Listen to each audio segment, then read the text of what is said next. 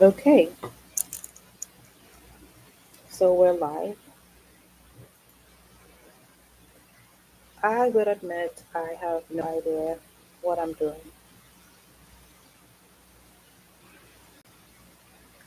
but I don't know if anybody else could relate. Um, I have ADHD, and if you don't know somebody with ADHD, um, this is what happens to me. I love solitude um, because being around people is exhausting. And I don't mean that in a bad way. It requires me to mask, and I feel completely spent afterwards. It takes me days to recover. But what happens when I'm alone is that something will pop into my head, and I can have a full on conversation about whatever random topic it is. Usually it's me daydreaming. I don't know, about, I don't know, probably meeting a rich guy on an airplane and then having bucket loads of conversation with this stranger that I've imagined in my head. And that's besides the point. I decided if I have such a gift for talking to myself, it wouldn't be much different if I were to have a conversation to camera about whatever is in my head and about whatever I want to talk about. So I cannot help but contemplate the situation in America right now. And I feel it's really interesting because I feel like a lot of people who grew up on the outside, like from another country that is outside of the US, looking in, I feel like America has always been, um, what's the word, aspirational in some way, in um, in their movies, in the idea of working hard and having access to a lot of money and material things. Uh, just the idea of being close to the country from which a lot of culture originates. And now, where the true inception of the culture comes from, that is a totally different conversation. But we could talk about that another time. But I have gone from thinking so highly of America to thinking, you know what? Me and my little third world island country, island nation, I don't think it's the worst thing in the world. My perspective has shifted so much, and I'm wondering if other people can relate to that. So, if you can, please let me know. Um, because I think it's very telling. I have always had this in my mind anyway, interesting relationship with white people, um, because there is so much propaganda, and they have done such a good job. I mean, we really need to meet America's PR people, but they've done such a good job of convincing everybody else that we are it. Our ideas in terms of how to do business, in terms of food, in terms of fashion, in terms of what family should look like, our ideas in terms of education, we are it. And a lot of us bought into that lie. And we suffered from a perpetual uh, identity crisis and low self esteem almost. Like you felt inferior to America. America was this great thing in our minds. I don't feel that way anymore. And I'm wondering if it is that there's a couple of things. The mask has fallen, you know, and America is rearing its ugly head. Or is it that we were not paying attention? Or is it that America just has no interest whatsoever in pretending that this is what we are, this is who we are? And I need to specify, I'm talking about white America. And of course, there would always be the cases of misguided people of color who, again, because of American brainwashing, need so badly to identify with whiteness. Um, and I feel it happens a lot, yeah, in the black community, but I feel like it happens more in cultures where it's probably easier for them to assimilate in terms of what they look like. So they may have a different texture hair, longer, more flowy hair, lighter skin, things like that. They may come from maybe a Hispanic background or Asian background or whatnot. And I know a lot of these cultures as well carry a lot of self hate. And yeah, they get to America and they want to identify with the superior race. And of course, what ends up happening is they punch down on black people. That is something I want to talk about. Not today, maybe another time. But this universal need for everybody else to punch down on black people. Like we just seem to be the punching bag for everybody. But getting back to um, what I'm talking about. Um, I remember when Barack Obama won the presidency.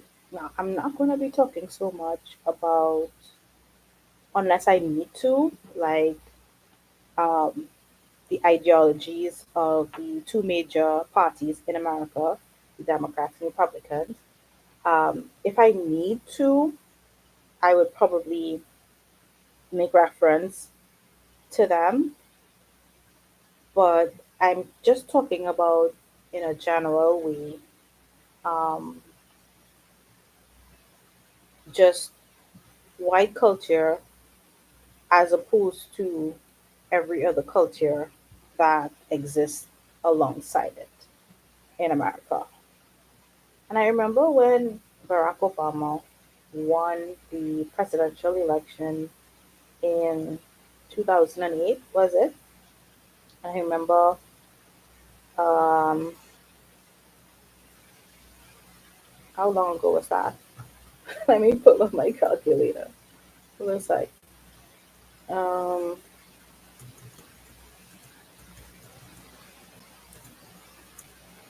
that was 17 years ago, um, which means I was still relatively young.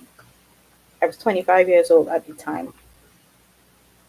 So I remember when he won, having this very naive sense of, oh, America has done it. They have um, overcome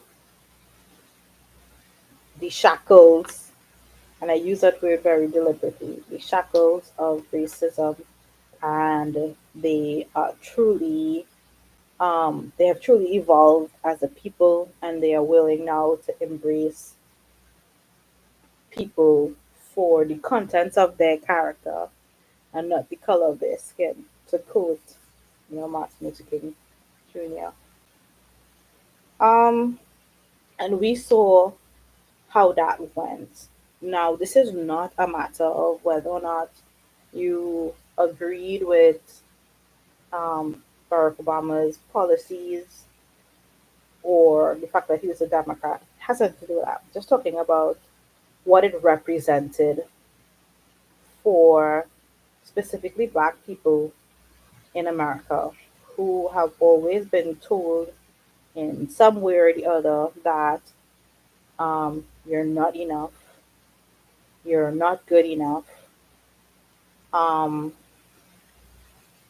and that certain things were just out of the question and impossible. So he sort of shattered the ceiling.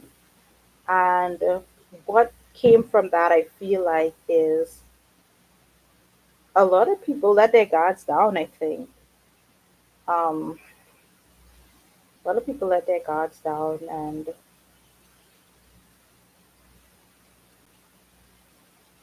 I feel like it is why when Trump came on the scene, that the things that he was saying, it felt so disconcerting and so shocking. Because everybody's like, oh, I thought we had moved past this. When in truth and fact is that uh,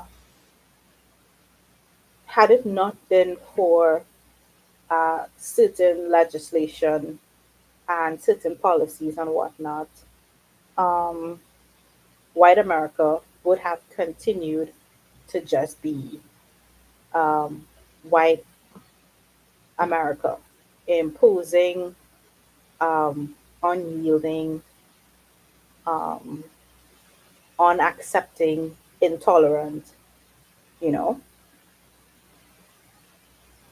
So, but even when Trump came on the scene, I didn't have this feeling of, oh, I'm never going to go to America again, or America has gone to the dogs. I didn't have that feeling.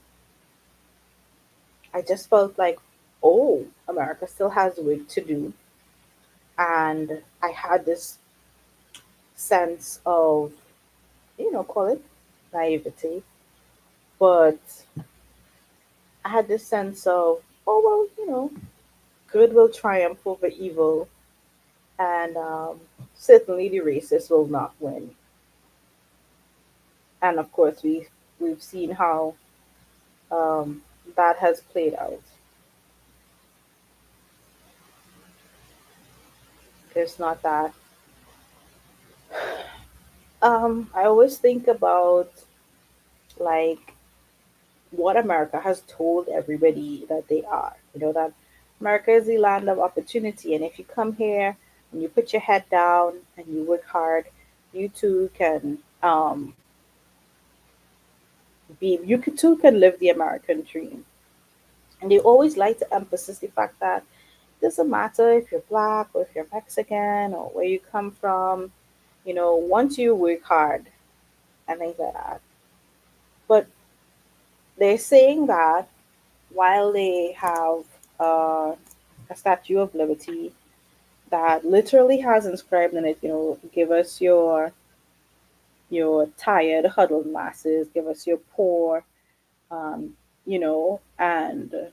America was supposed to represent refuge for a lot of people who were just seeking an opportunity.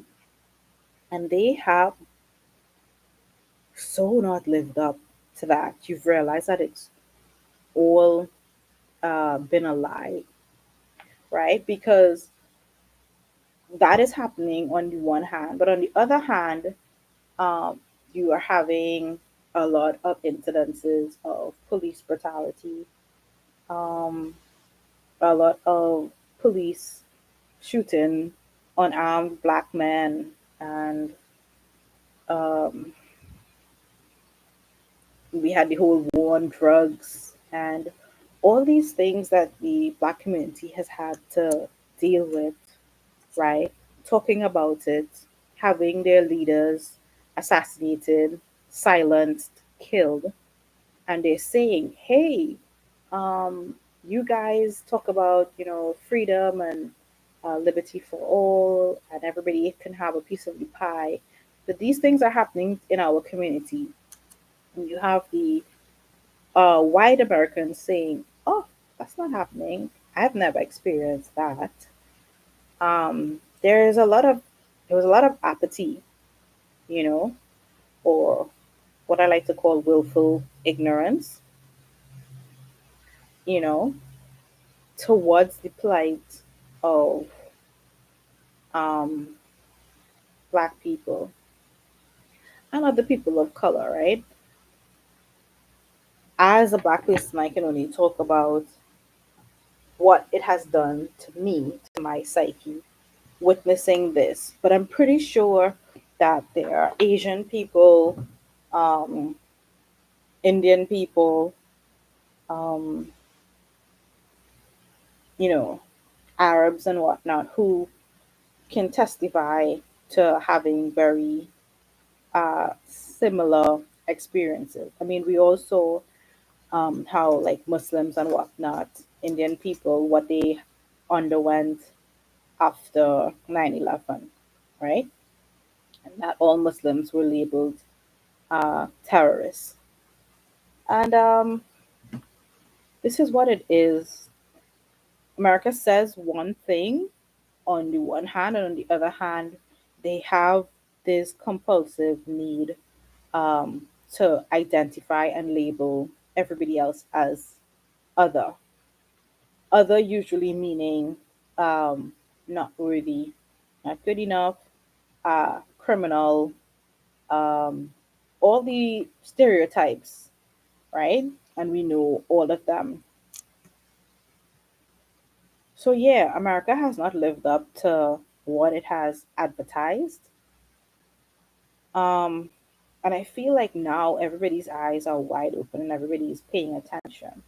So it gets me back to the question, about, is it that we were not paying attention, or is it that this is who America was all along, or is it that they had some vested interest in pretending to be something else, right? With a mask, while below the surface, everything was just festering.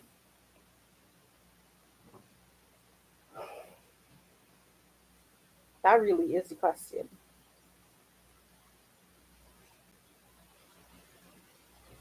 And I think America has always been America. I feel like we could probably have a conversation about uh, how toxic white culture is in general. Um, and white culture really generally is um, rewriting other people's history so that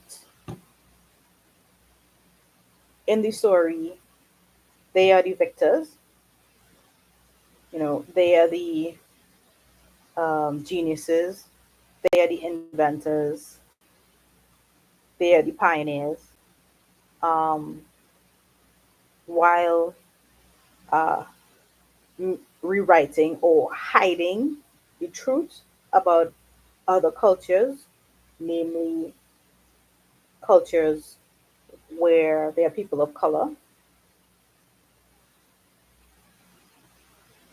And with a lot of that too is, I mean, white people just also hate themselves. Like if you think back to before even America had gained independence, like even before that, the history of white people have always been them fighting. You have the Vikings, and you have all the monarchies in Europe, things like that. American culture has always been uh, rooted in violence, fighting, um, subduing um, people with less or the weak, conquering, um, hiding the truth of the atrocities that they have committed, and repackaging the narrative in a nice way to make them be, the heroes. And this is what we've had to deal with. And it is the truth. They have continued to do that. Um,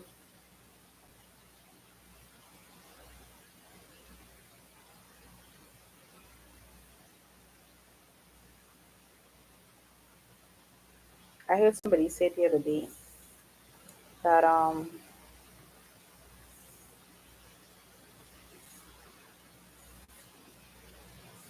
okay, I'm going to talk about that.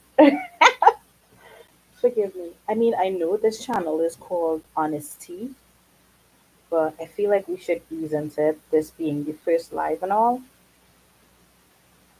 So, yeah, these are the ramblings that are going on in my head. And I think about these things and I feel like I had no outlet for them. And I just wanted to talk about it and put it out into the ether. Peradventure, there's somebody else who has similar thoughts and just needs to get it off their chest.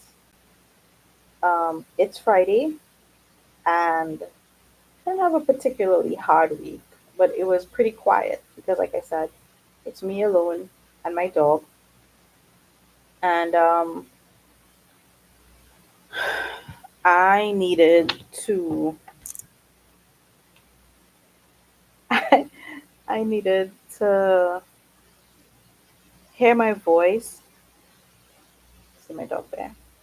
I needed to hear my voice, but also feel as though I was talking to somebody, like having a conversation. And I hate small talk. If you've ever met anybody with ADHD, we hate small talk. Like we hate like insignificant, trivial conversations about nothing. And I always choose to talk about things that, well, one, you can learn from it, but two, that just intrigues me and is enlightening. So yeah, I mean, there's nobody on the live right now. I'm hoping that in a couple weeks or so that will change. But the reality is, like, I can go on like this for hours. I don't need to talk to anybody.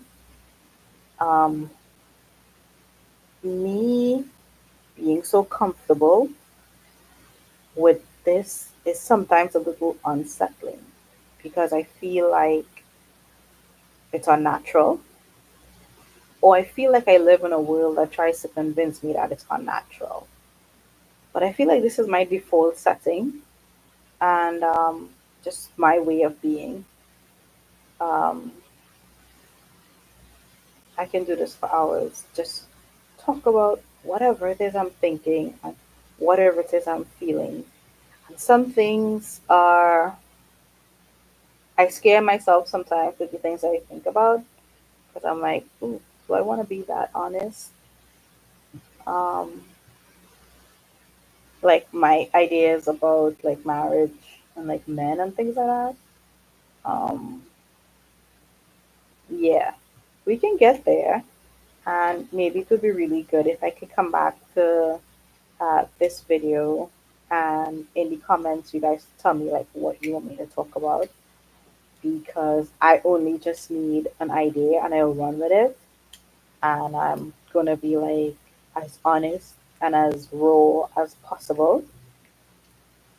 Not necessarily like um, explicit or anything like that.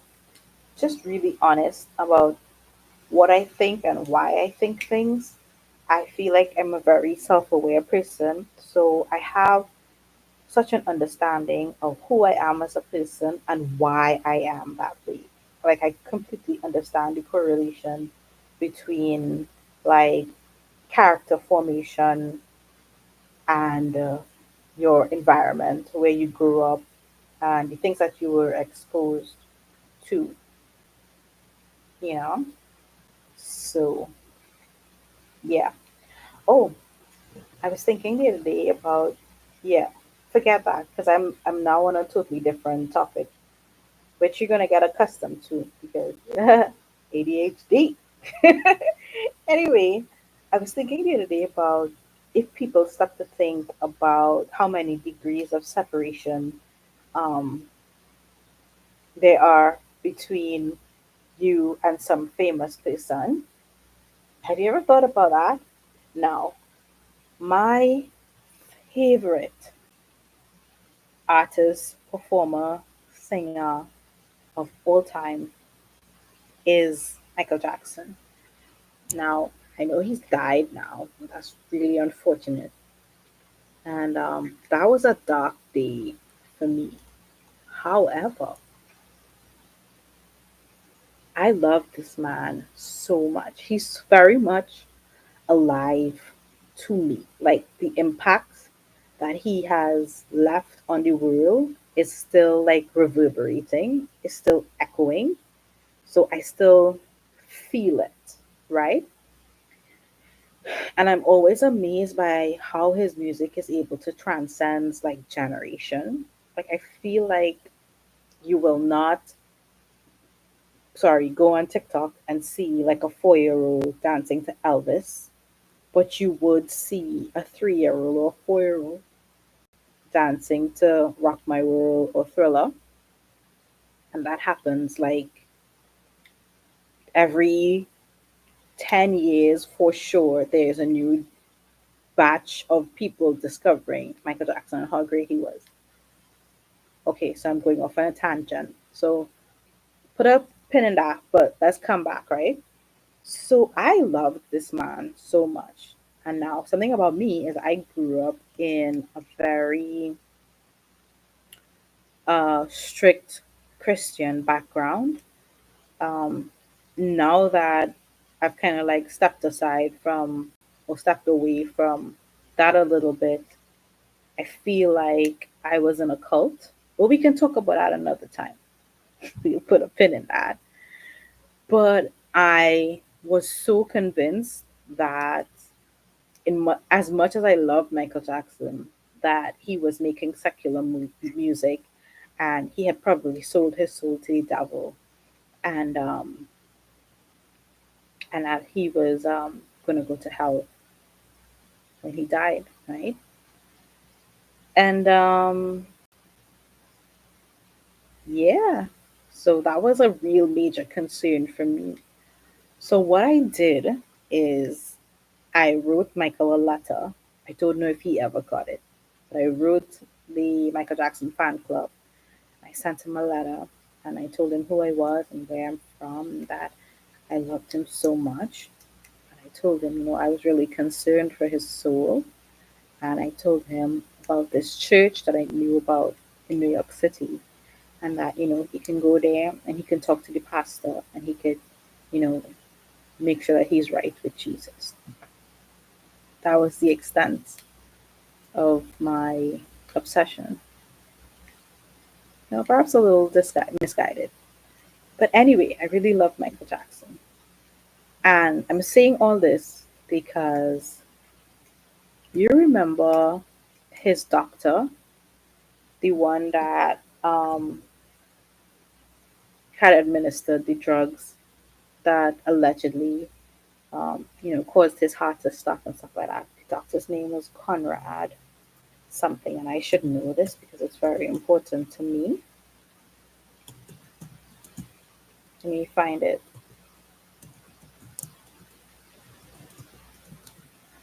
Conrad Murray. Yeah, Conrad Murray. So a lot of people don't know this, or probably they do, but Conrad Murray is from Trinidad and Tobago, which is my country, where I'm from. And in his younger years, he worked at an insurance company with my mom. I know, right? He worked with my mom. So I've always asked my mom, say, were you guys like close? Did he like ever hit on you and whatnot? And she was like, He was really handsome and he was really tall and he was really charming. And, a lot of you women in the office were like crazy about him. But, just wasn't my speed. My mom was telling me this. He just wasn't my speed. And I was never really interested in him with that. But, we did work together in the same office and we sold insurance, right? And I was like, how fucking random that my mom knew and was like colleagues and associates with Conrad Murray, who turned out in later years to be Michael Jackson's doctor, who was my idol, who I loved with like all my heart. Isn't that fucking crazy? Anyway, so that's something that's really interesting about my life. Does anybody else have a story like that? Like, I would love to hear like people's connections to like Beyonce. Like, cause for me that's like 2 degrees of separation, right? Because it was like my mom who um knew Conrad Murray, who was Michael Jackson's doctor. That is insane. Now, please allow me this, right? Please allow me this. Please allow me to hold on to this. Like, please don't come on the internet and like shatter the immense joy that I get from that knowledge. Okay? Please don't do it. But yeah, because there are a lot of haters out there. There are always gonna be people who are going to convince you that you should not be excited or happy about the things that make you excited and happy, right?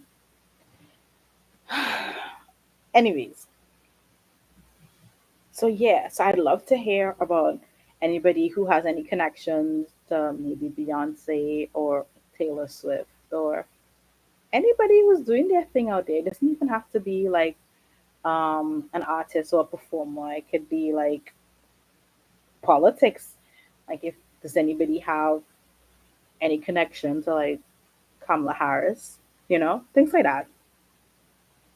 But anyway, I don't even know how we got here and what I was talking about before. Why does my brain do this to me? Guys, the lighting in here is deliberate, right? Again, I have ADHD and I feel like overwhelmed and overstimulated if the lights are too bright. So I made sure the light behind me is on. I kind of feel like it adds a nice little fluorescent touch. And I'm not like completely in the dark, right? But I don't want to have it brighter than this. I mean, as things progress, we'll see how it's going to go. So I've been talking now for 33 minutes and 29 seconds. This is without having planned what I was going to talk about or having any script of any kind. Um, yeah, and this is my very first live. It's my very first video. I've just thrown this out in the ether. Let me see if anybody comes on the live and maybe we could have some good conversations and just connect in like a human way. Like literally I have like nothing. My intention is not to like sell anybody anything. I just want to be able to organize my thoughts so that everything that um, constantly bombards my brain doesn't just stay in my brain, making me feel like overwhelmed and exhausted and tired. But I felt like maybe this I could use this medium to like express some of it and um, open the valve a little bit and let some of the pressure out. But I'm going to be talking about my struggle with ADHD a lot. It's probably going to come up in every video, and that is because it is such a pivotal part of who I am and like how I navigate the world, right? So it is almost 1 a.m. and I'm not tired, and that's because for me, the day is now beginning, right? So I'm probably gonna be up until maybe 6 a.m.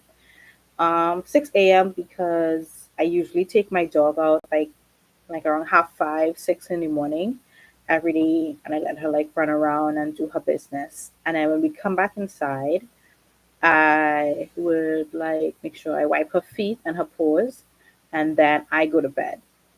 I go to bed. So, and then I would probably won't get up till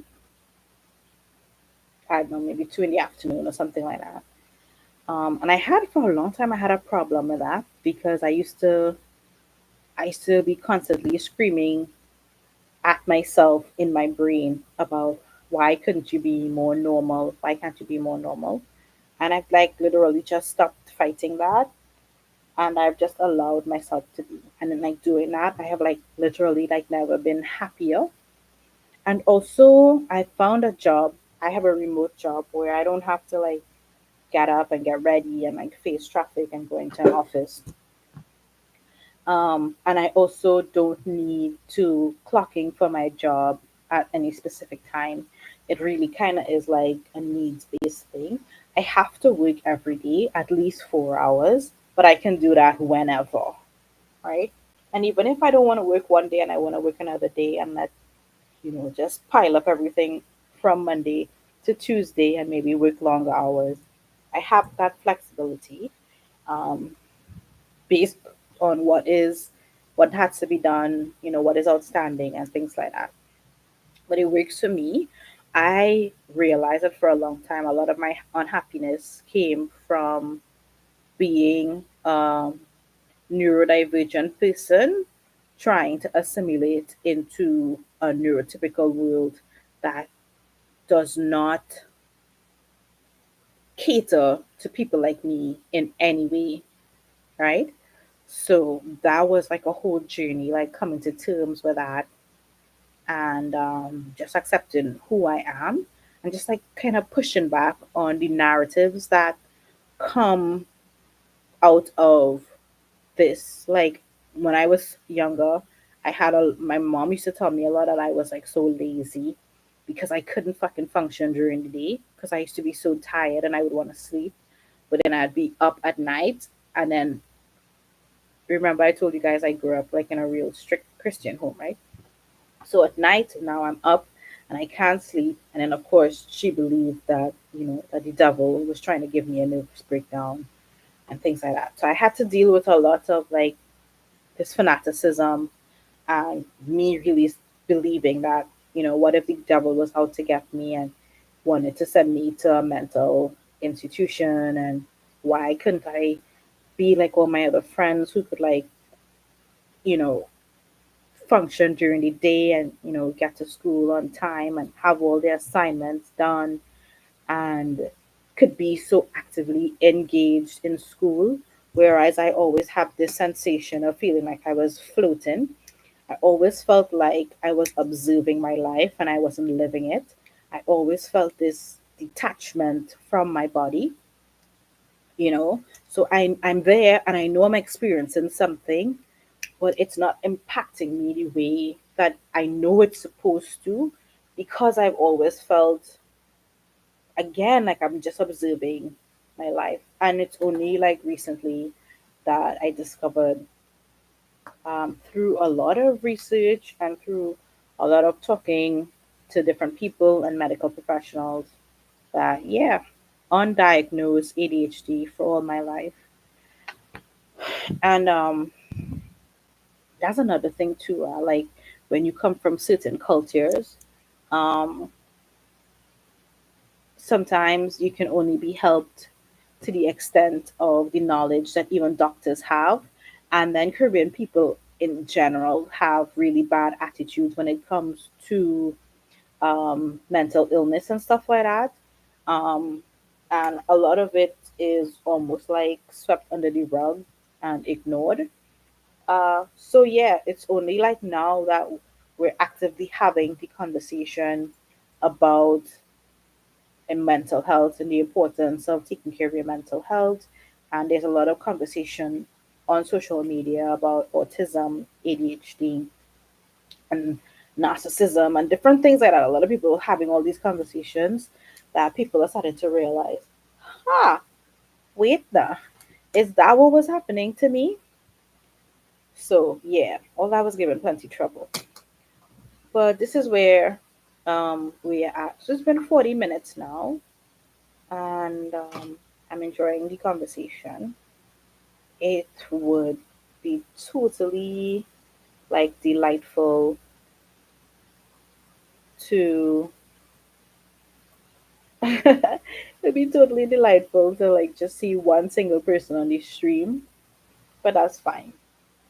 I'm also really comfortable doing this because I co-host like a talk show with a friend of mine that streams live on Facebook. We recently got a producer and like social media manager, so we actually now on different socials. Um, I'm probably gonna talk about that maybe at a different time, but I don't really want that to overlap with what I'm doing here because like the structure of that show is like totally different, and I just wanted to like bring me like uncensored and unmasked. And if you have any questions for me, please feel free to leave them in the comments. I'm definitely going to answer them in annoyingly big detail because that's just who I am, right? Um,